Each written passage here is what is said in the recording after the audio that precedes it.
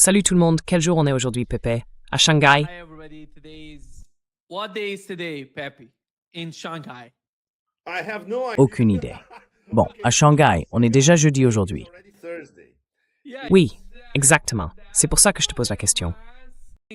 Of course, because it's 5 minutes past midnight. Bien sûr, parce qu'il est minuit 5. Donc on est déjà jeudi, dans la capitale culturelle, économique et technologique de la Chine et de toute l'Asie. Bienvenue à Shanghai, à tous, Nima et vous tous. C'est du sérieux, vraiment. This is the real shit, Yeah. really. Today, Aujourd'hui, nous sommes mercredi, ici au Brésil, le 26 mai.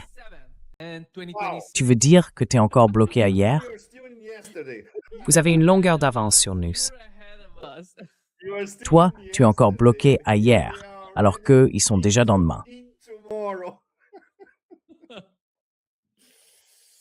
Thank you so much for being with us today, Pepe. Merci. Let's start Merci with beaucoup d'être avec nous aujourd'hui, Pepe. important piece. Commençons par l'un des articles les plus importants que vous avez écrits ces derniers mois, je dirais.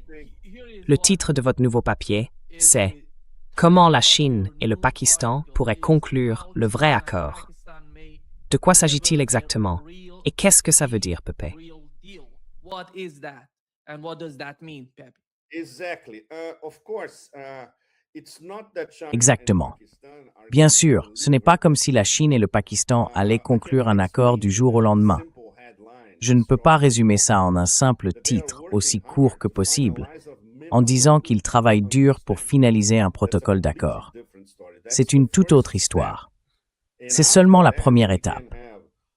Et ensuite, d'après les négociateurs, il y aura une période d'environ 30 à 60 jours pendant laquelle ils commenceront à discuter des détails, des vraies questions sérieuses. Donc, cet article a été assez particulier à réaliser, et il est important pour plusieurs raisons. D'abord parce que j'ai eu un accès direct à des informations privilégiées, venant de personnes très proches de la table des négociations, des Chinois, des Pakistanais et aussi des Iraniens. Certains de ces Iraniens, je suis sûr que vous en connaissez quelques-uns, mais probablement pas tous. Et à ce stade, ils sont toujours remarquables pour partager des informations, pour accorder leur confiance. And they are fantastic in terms of volunteering information, in terms of trust. They know that I will. Ils savent que je respecterai fidèlement la confiance qu'ils m'accordent, et c'est une responsabilité immense. C'est la même chose avec les Chinois, ceux avec qui je parle ici, à Shanghai. Shanghai n'est peut-être pas la capitale politique de la Chine, mais c'est sa capitale économique et culturelle. Et la circulation de l'information ici, c'est vraiment impressionnant. Il y a aussi une vraie tradition de pensée critique. Certains des chercheurs et analystes les plus brillants enseignent dans les universités de Shanghai. Donc c'est l'endroit idéal pour être. J'ai aussi réactivé mes contacts avec le Pakistan. J'ai beaucoup d'affection pour ce pays. Et c'était formidable ces dernières semaines de renouer avec certains canaux très importants, notamment à cause de leurs efforts de médiation. Alors quand on met tout ça ensemble, on comprend qu'il est possible d'écrire une chronique comme celle-ci. It's possible to write a column like this. Obviously, I cannot name names for obvious reasons. Évidemment, je ne peux pas citer de noms pour des raisons évidentes, et les gens qui l'ont déjà lu, ceux qui sont liés à la diplomatie et au renseignement, adorent le fait que tout soit construit, je dirais, comme un récit très solide, très réaliste. Mais sans citer de nom, on met bien en avant le rôle crucial de ces trois acteurs. L'Iran, d'abord, qui a rendu, je dirais, assez clair et même évident pour les Pakistanais leur rôle de médiateur. Et puis, la Chine. En arrière-plan, comme garante, leurs positions ont été très claires dès le départ. Et tu le sais, Nima, tu en parles depuis le début. On sait que les positions essentielles de l'Iran n'ont pas changé et ne changeront pas. Quant aux Pakistanais, ils sont dans une situation vraiment très difficile et beaucoup de gens sont extrêmement impressionnés par la façon dont ils s'en sortent. Many people are immensely impressed on how they are pulling it off because they are the go-between Parce qu'ils servent d'intermédiaires entre, d'un côté, l'administration Trump, extrêmement instable, où on ne peut tout simplement pas faire confiance à ce qu'ils disent ou font, et de l'autre, les pétromonarchies du Golfe, qui essayent de réfléchir à la suite Et cette suite ne se fera pas sous un parapluie de sécurité américain. Il y a bien sûr l'Iran, parce que l'Iran et le Pakistan discutent en permanence du processus lui-même. Il y a aussi la Russie, évidemment, parce qu'on sait tous que la guerre par procuration en Ukraine, l'opération militaire spéciale, entre dans une phase complètement différente. Et c'est la grande préoccupation de Moscou en ce moment. Mais ils gardent un œil sur l'Iran, car ils savent que les situations d'après-guerre sont totalement liées entre elles. Et puis bien sûr, la Chine. Et c'est formidable d'être en Chine à ce moment précis parce que nous avons eu 3 réunions extrêmement importantes, Nima, à une semaine d'intervalle. Tout a commencé avec la visite de Trump, dont, comme on le sait, il n'est finalement rien sorti de vraiment sérieux. Nothing really serious happened. But of course, Xi Jinping was paying very Mais bien sûr, Xi Jinping suivait de très près ce qui pouvait se passer dans la tête de ce président des États-Unis, âgé de 4 ans de mandat. La semaine suivante, le président Poutine est venu à Pékin, et là, on a eu le vrai moment clé. Ils ont publié leur déclaration commune, qui trace en quelque sorte la voie vers la construction d'un monde multipolaire. Ils ont eu une cérémonie du thé de plus de 2 heures, très privée, seulement Xi, Poutine, 3 membres de chaque délégation, et les traducteurs. Ils y ont parlé surtout des États-Unis devenus incontrôlables, de la guerre en Ukraine, et bien sûr, de l'Iran. Alors, qu'est-ce qui s'est passé au début de cette semaine, Nima? So what happened early this week, Nima? That was even more extraordinary. C'était encore plus extraordinaire. Une délégation pakistanaise de tout premier niveau a été reçue par Xi Jinping à Pékin lundi. Tout le monde était là, leur principal négociateur, le maréchal Asim Munir, leur ministre des Affaires étrangères, leur premier ministre, tout le monde. Bien sûr, c'était lié à l'anniversaire de la relation spéciale entre la Chine et le Pakistan, au projet de la nouvelle route de la soie, et ainsi de suite. Mais Xi Jinping voulait surtout entendre directement des Pakistanais ce qu'ils font concrètement dans le domaine de la médiation, avec le plein soutien de la Chine. Alors quand on met ces 3 visites bout à bout, Nima et vous tous, eh bien voilà, tout est dit.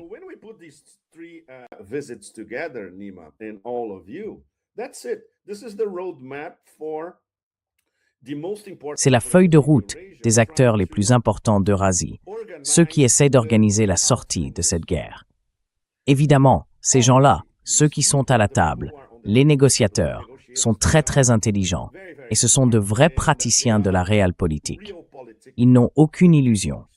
Ils savaient déjà, bien avant ce qui s'est passé ces derniers jours, que le lobby sioniste ferait tout pour écraser, détruire, faire exploser toute possibilité d'accord. Et c'est exactement le stade où nous en sommes aujourd'hui. Alors, est-ce que cela veut dire que la possibilité d'un protocole d'accord est morte? Non. Et c'est justement le point central de la chronique.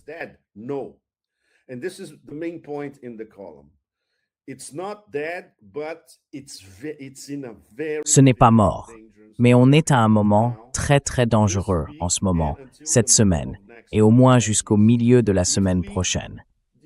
Si, disons, dans les 6 ou 7 prochains jours, on arrive à franchir cet abîme, il y a une vraie possibilité qu'on obtienne un protocole d'accord. Et bien sûr, le début de négociations détaillées. Est-ce que ce serait une solution? Bien sûr que non, parce qu'on sait très bien que, comme le dit encore une fois notre grand ami, le grand maître Sergei Lavrov, les États-Unis sont incapables de tenir un accord. Et tous ces acteurs, Nima, ils le savent, et ils doivent faire avec. Mais ça ne veut pas dire qu'ils doivent s'arrêter ou désespérer.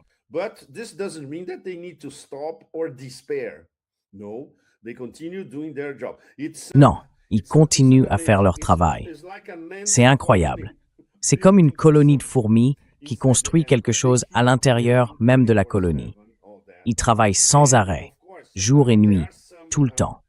Et bien sûr, il y a certains de ces progrès qu'on peut vraiment constater, comme la possibilité que ces 12 milliards de dollars déposés dans les banques qataries soient enfin débloqués. Donc on en est au point où ça pourrait vraiment se produire. Mais ça reste un détail, parce que les Iraniens disent « Écoutez, on nous doit au moins 100 milliards de dollars. » Alors, avant d'en arriver là, il y a encore un très long chemin.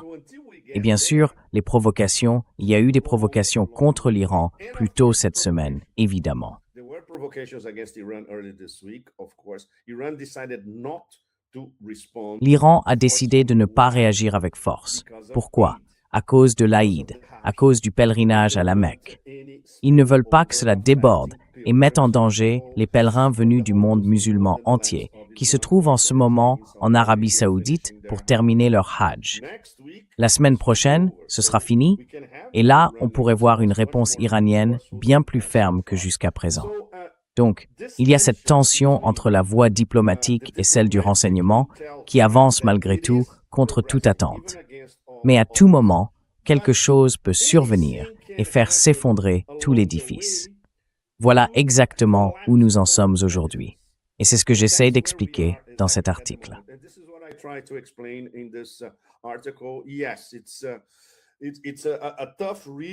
Oui, c'est un sujet difficile à aborder, mais j'essaie de l'expliquer de la façon la plus claire possible, directe, en mettant en avant les priorités de chaque camp. Et bien sûr, j'insiste sur le fait que si on suit une voie vers la paix, comme les négociateurs essayent de le faire, tout le jeu change complètement. En réalité, il a déjà changé, Nima, comme on le sait déjà. Nous sommes déjà dans l'après-ordre américain établi au Moyen-Orient. On ne sait pas encore comment tout cela va se structurer, mais c'est déjà une nouvelle donne. Et ça alimente la frustration, l'impuissance et la colère du côté américain et surtout du côté sioniste international.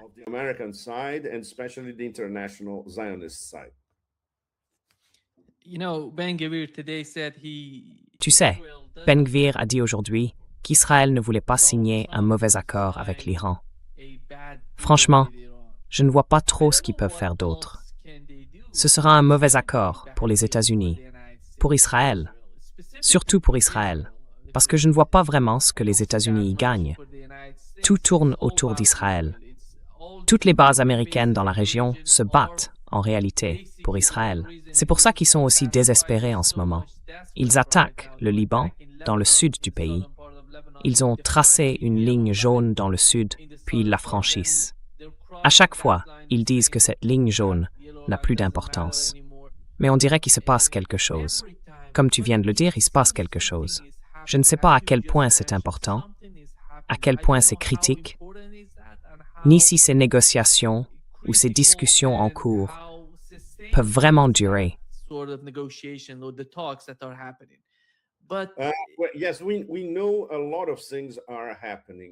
Oui, on sait qu'il se passe beaucoup de choses, Nima. Par exemple, après la publication de cet article, j'ai reçu une nouvelle série d'informations. Je vais sans doute m'en servir pour un autre papier, peut-être d'ici la fin de la semaine ou au début de la suivante. Les choses bougent très vite. Mais bien sûr, ils doivent se préparer à une ingérence particulièrement agressive de la part de tous les suspects habituels à Washington, tous les néoconservateurs, tous les sionistes, l'international sioniste, l'axe du sionisme partout. Et évidemment, comment vont-ils réagir à ça? Par exemple, l'une des questions que j'ai posées à un des négociateurs, et à laquelle il m'a répondu de manière assez indirecte, c'était « D'accord, imaginons que nous ayons les pâturages à Dieu. »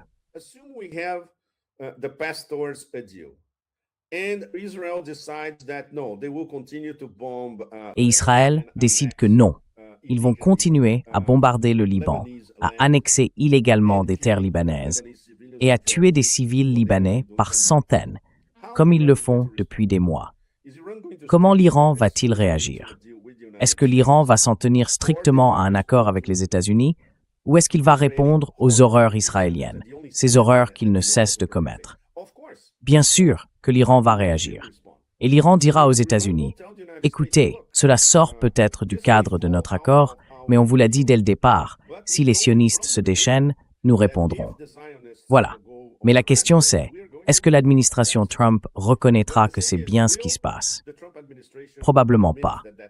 Alors vous voyez, on passe d'une impasse à une autre.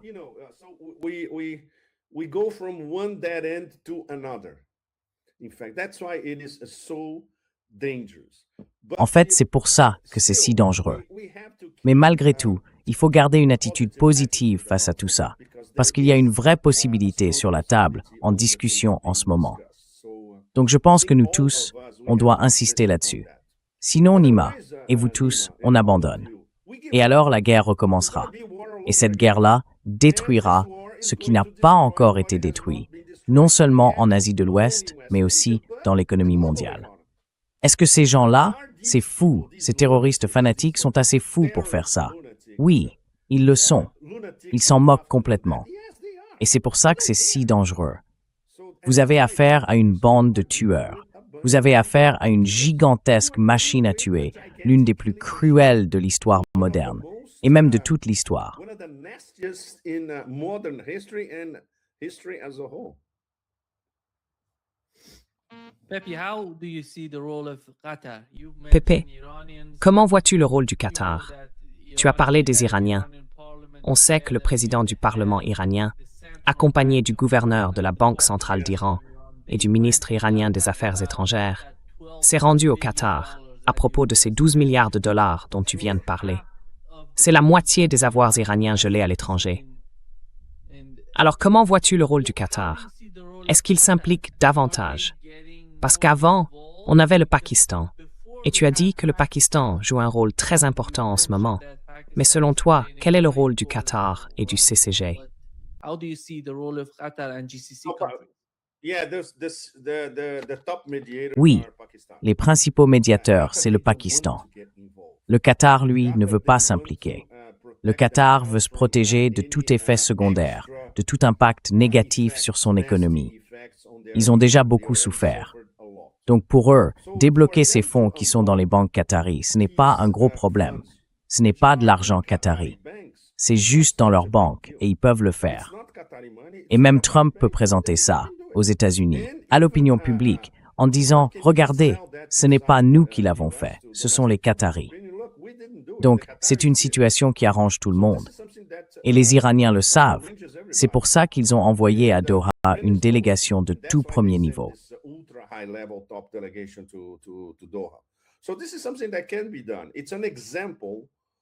Donc, c'est quelque chose qu'on peut faire.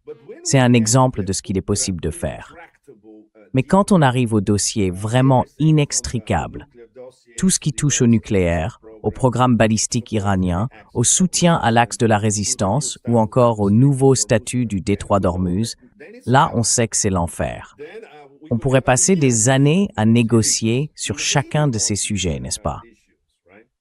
Alors, pour vous donner une idée de l'état d'esprit dans ces négociations en ce moment, ils savent qu'ils peuvent obtenir un petit succès ici, un autre là-bas, et que, peut-être, ça commencera à créer une dynamique.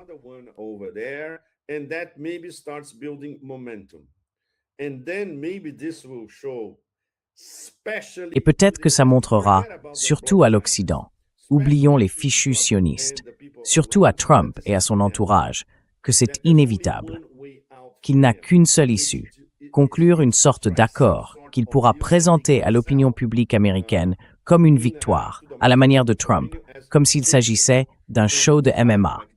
Peu importe. Tant que l'Iran obtient le respect de ses droits, de sa souveraineté, de son indépendance et des sacrifices qu'il a consentis, il se moque de la façon dont tout ça sera vendu aux États-Unis. Parce que la situation pour Donald Trump, Pepe, n'est tout simplement pas tenable. Because the situation is not sustainable for Donald Trump, Pepe. We know domestically and in terms of the global Tu sais, sur le plan intérieur, comme sur celui de l'économie mondiale, c'est pour ça qu'il est tellement pressé de conclure un accord au plus vite. Et il essaie de faire de son mieux, comme tu l'as dit, avec le Qatar qui paie l'Iran et d'autres pays. Je ne sais pas si les États-Unis vont vraiment en faire autant, parce que franchement, comment ce serait possible? Comment tu vois Donald Trump dans cette situation de blocus? Est-ce qu'on va voir le blocus levé? Je parle non seulement du blocus lui-même, mais aussi des forces américaines. Parce que si c'était le cas ces 2 derniers jours, on a vu la confrontation entre les 2 camps. Comme tu l'as rappelé, l'Iran n'a pas réagi à cause du pèlerinage du Hajj en Arabie Saoudite. Mais ça peut arriver à tout moment, puisque le Hajj se termine la semaine prochaine, comme tu l'as dit. Ce sera alors la 2e phase du conflit. if they don't reach an agreement before that. S'ils n'arrivent pas à un accord d'ici là, eh bien, Nima, le blocus, c'était encore une de ces idées de 3 heures du matin dans la tête d'un gamin de 4 ans. C'est entièrement sa responsabilité. Cette idée complètement stupide de bloquer tous les ports iraniens, comme si la marine américaine avait les moyens de mettre en place un tel blocus. Et maintenant, on sait très bien que les pétroliers et les superpétroliers font des allers-retours, qu'ils payent les droits de passage, ou disons des frais administratifs ou environnementaux. C'est une autre façon de le dire, une façon assez habile d'ailleurs. Bien sûr, si on utilise cette voie maritime, il faut payer un droit de transit. C'est normal, ça se fait ailleurs dans le monde aussi. Donc non, il n'y a pas de blocus. De temps en temps, on a droit à un petit spectacle façon Netflix. Ah, on a arraisonné un pétrolier iranien dans le sud de l'océan Indien, ou dans la mer d'Arabie, ou je ne sais quoi. Et voilà.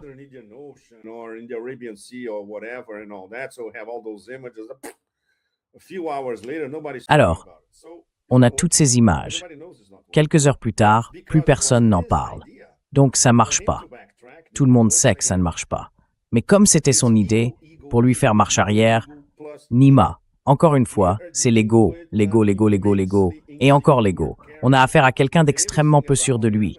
Et tout chez lui, évidemment, c'est Narcisse, cet ego intergalactique.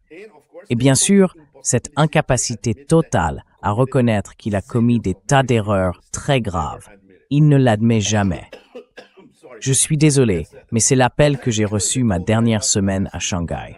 Donc, ça ne va pas changer. Et pour aggraver les choses, le niveau de médiocrité autour de son équipe est tellement... J'ai essayé de le qualifier d'intergalactique, parce qu'il n'y a pas d'autre mot.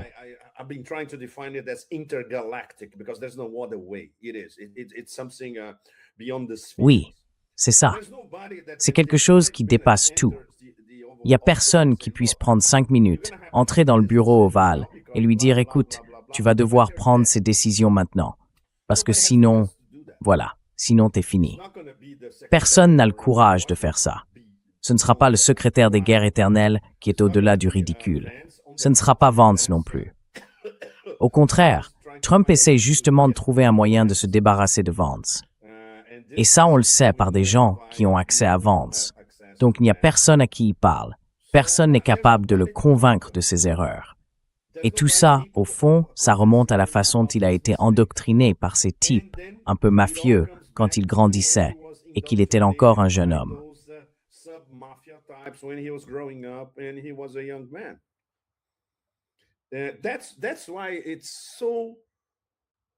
C'est pour ça que, si la situation n'était pas déjà assez explosive, et elle l'est, ça la rend encore plus compliquée.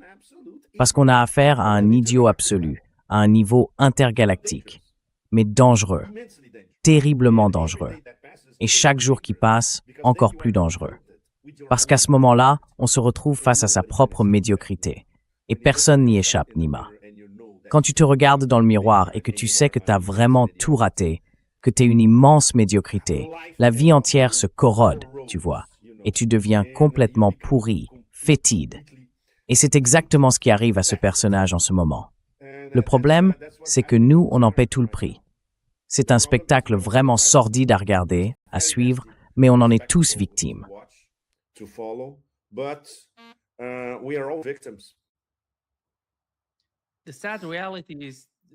La triste réalité, Pepe, c'est que si on compare l'administration Trump d'aujourd'hui à ce qu'elle était au moment où elle a commencé à travailler, il y a aujourd'hui plus de sionistes qu'avant. On n'a plus Joe Kent, on n'a plus Tulsi Gabbard. Et tu sais, beaucoup de gens, J.D. Vance par exemple, a un peu disparu de la scène.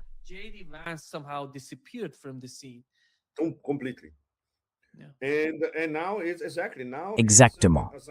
Et maintenant, c'est bien ça. C'est un État sioniste qui a complètement pris le contrôle de l'administration des États-Unis. Et bien sûr, de tous les leviers de pouvoir, les leviers importants à Washington et dans tout le Beltway. Terrifiant, vraiment terrifiant, pour dire le moins. Ça donne envie de disparaître, mais on ne peut pas. Et ça fait partie de notre travail. On doit continuer à dénoncer les absurdités, les contradictions, cette accumulation insensée de bêtises après bêtises. La mort du droit international, la mort de la diplomatie, la mort de la pensée critique, la mort du respect de l'autre. the killing of critical thinking, the killing of respect for the other. And when I say other, that includes everybody else. Et quand je dis autre, ça inclut vraiment tout le monde, tous les interlocuteurs, pas seulement l'Iran en tant que tel, mais tous les autres. Par exemple, Trump. Je ne dirais pas qu'il soutient le Pakistan en ce moment, parce que son seul calcul, c'est de se dire, bon, peut-être que le Pakistan peut me sortir de ce pétrin. Donc c'est un intérêt très, très personnel, et franchement mesquin. Ce n'est pas une réflexion sur les grandes questions soulevées par sa décision, ni sur celles qui perturbent le fonctionnement de l'économie mondiale. En réalité, on s'enfonce un peu plus dans un vide noir chaque jour.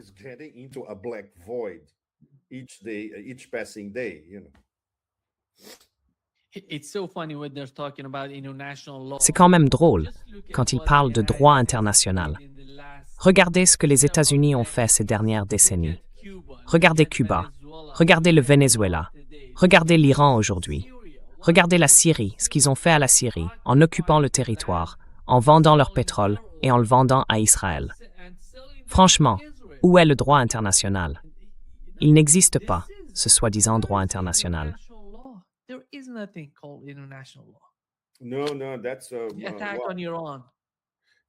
Non, ça, c'est tu attaques tout seul. Oui, c'est une façon de voir. C'est pas fini. C'est même pas 6 pieds sous terre, Nima. C'est 1 million de kilomètres sous terre, maintenant. Mais une chose, pardon, je dois finir, parce que demain, c'est mon dernier jour à Shanghai, et ça va être complètement fou. Donc je m'excuse auprès de vous tous. Mais pour conclure, c'est extrêmement difficile d'expliquer à vous tous, à Nima et à vous tous, ce que ça fait de suivre ces événements absolument extraordinaires depuis la Chine ici, et depuis, enfin, voilà, c'est la capitale de tout ça. Il y a plusieurs grandes capitales en Asie. Moscou, elle, c'est la capitale de l'Eurasie. Moscow is a capital of Eurasia. Bangkok is, let's say, the super agreeable. Bangkok, disons-le, c'est la capitale super agréable de l'Asie du Sud-Est. Shanghai, elle, c'est la capitale, pourrait être la capitale de toute l'Asie. Et c'est tellement cette démence qui ronge aujourd'hui l'Occident de l'intérieur. Elle paraît tellement lointaine quand on compare la façon dont les gens vivent ici, la manière dont ils construisent une société qui fonctionne à tous les niveaux, et quand on voit comment ils y parviennent. Shanghai, c'est une mégapole où tout marche. C'est vraiment impressionnant. Alors le contraste entre l'avenir qui se forge ici, en Asie, et la démence qui corrode l'Occident, très très loin d'ici, c'est quelque chose. Encore une fois, si on revient à l'image des galaxies, c'est vraiment un voyage façon Star Wars. It's a Star Wars trip, really. And they look very far away. Et là-bas, on est très loin, vraiment très loin du Bund, là où se trouve Lujiazui, le quartier financier de l'autre côté, avec ses tours absolument incroyables et cette architecture que les Britanniques avaient mise en place à la fin du 19e, début du 20e siècle, et que les Chinois ont depuis modernisé et sublimé. Quand on va dans leurs restaurants extraordinaires, on voit leur progrès technologique partout. Et tout ça paraît à des années-lumière du chaos actuel. Un chaos provoqué par l'Occident lui-même, par son arrogance et son ignorance. On a un président des États-Unis qui incarne à la fois l'arrogance et une ignorance extrême. Et on a des élites européennes très occupées à dépouiller leur propre population parce qu'elles veulent absolument mener une guerre contre la Russie d'ici la fin de la décennie. Alors les Chinois regardent tout ça et se demandent, mais est-ce qu'ils sont devenus fous? Ils n'ont pas devenu fous. Est-ce que nous, les Chinois, on s'en soucie? Non, pas du tout. On va continuer à faire ce qu'on fait déjà, construire un avenir pour nous-mêmes et pour nos partenaires à travers le monde. Un avenir vivable, qui ne soit pas dominé par la folie, une folie totale, ce qu'est aujourd'hui l'Occident, en somme, un empire de la folie. Oui, muito obrigado, Pepper. Merci beaucoup d'être avec nous aujourd'hui. On sait qu'en ce moment, il est minuit et demi à Shanghai. Enfin, minuit 35 maintenant. Demain déjà. I am in Yes, Shanghai. it's at 0:35 now. Tomorrow. Thank you, Nima. Thanks all of you. Merci Nima. Merci à vous tous. Désolé que ce soit plus court, mais je pense que vous avez déjà une bonne idée de notre position en ce moment. Des acteurs rationnels d'un côté et une folie extrême de l'autre. Merci. Merci à tous. Thank you. Thanks, everybody. Obrigado.